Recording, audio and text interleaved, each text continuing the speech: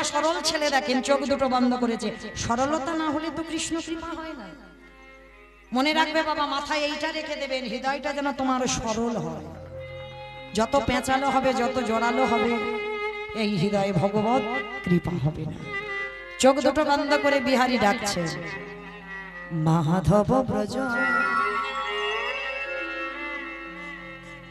মোহন